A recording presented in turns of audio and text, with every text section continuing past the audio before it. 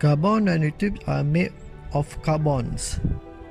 So the carbon nanotube have two types. Its name is a single wall carbon nanotubes and the multi wall carbon nanotubes. Carbon nanotube is good in electrical conductivity.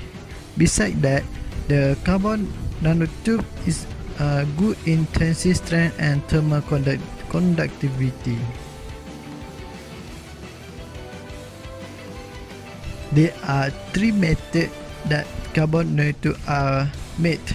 First is about laser ablation of graphite, and the second is about arc discharge, and the third one is about our chemical vapor deposition.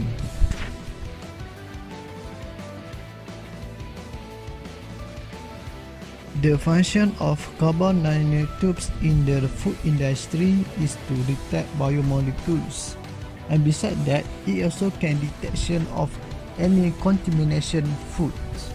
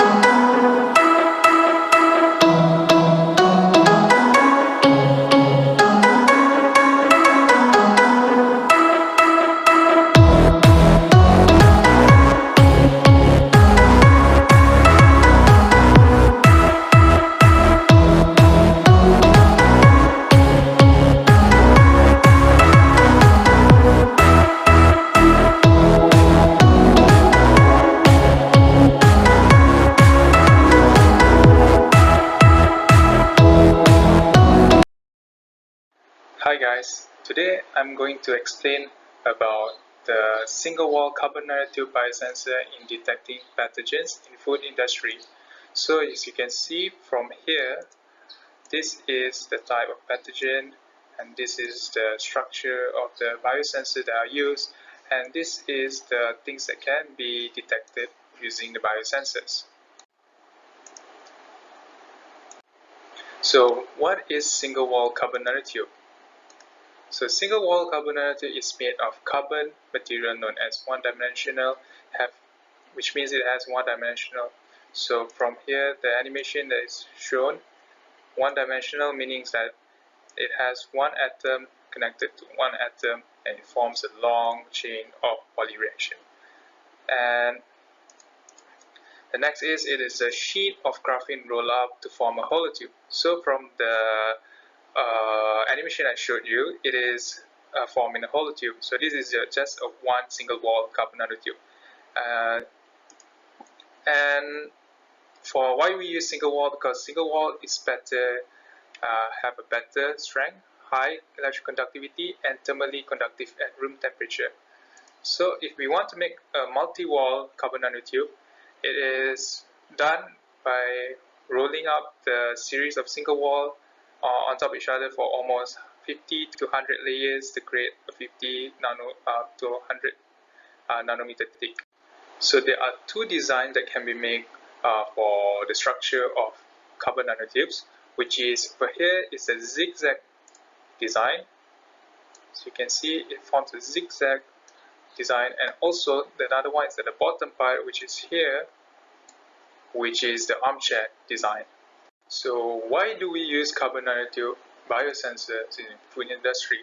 So from here, the diagram that has shown, it has non-covalent functionalization and also covalent functionalization that is produced when after the fabrication process for the carbon nanotube.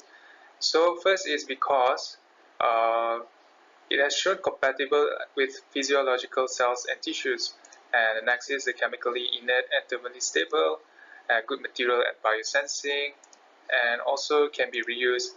Can be reused because of a single wall, once it has used in a solution, it can be washed out with a DI water, and it can be used for the next solution. And it is cost effective due to it can be reused for multiple times, and it has been done by a group of researchers in Korea. And its sensing efficiency due to its biocompatible and structural design. For the fabrication process is that we use laser ablation vaporization method. So what it does is that the laser will vaporize the graphite target to produce carbon gas. So the carbon gas will be collected by the cool collector, and it will form a non-covalent functionalization carbon nanotube. So it is used as mediating molecules ranged from low to high suprapolymer. And this is the advantage and disadvantage of the single wall carbon nanotube.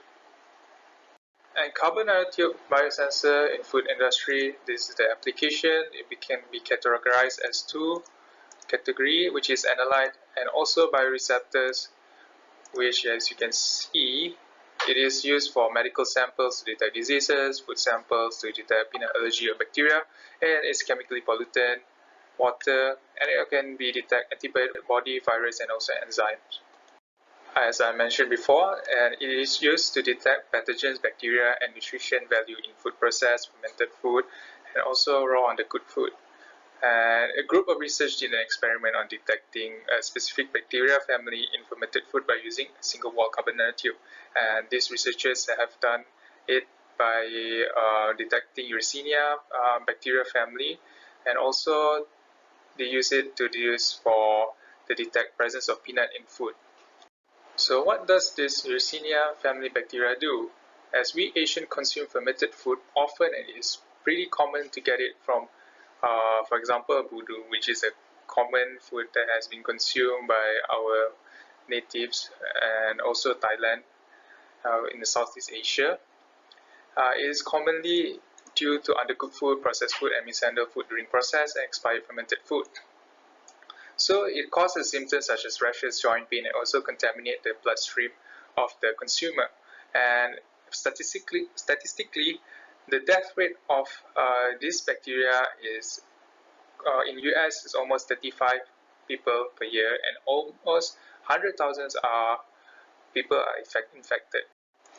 So the method is similar to FET transistor, which is as an electric field to control the flow of current. So the charge carriers of electron holes with the flow from the source to drain through an active channel. This flow of electrons from the source and drain is controlled by the voltage applied across the gate and source terminal.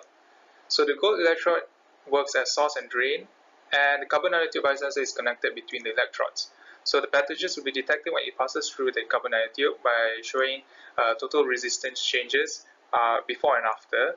And the resistance value is used to determine the pathogens and nutritional value. In this experiment that conducted by the researchers is that they cultured Yersinia family bacteria with other types of bacteria such as Salmonella and respective groups to them, and it used to submerge the biosensor inside of it, and also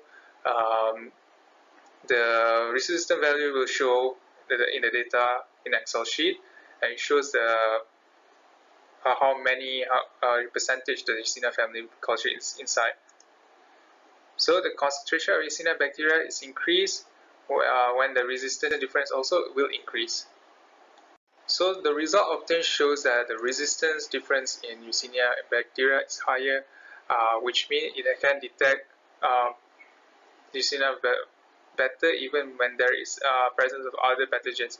As you can see over here at the x-axis, which is the other bacteria family inside the solution, and here is the concentration of the Yersinia bacteria in a solution. When you increase the concentration, it will show a higher resistance value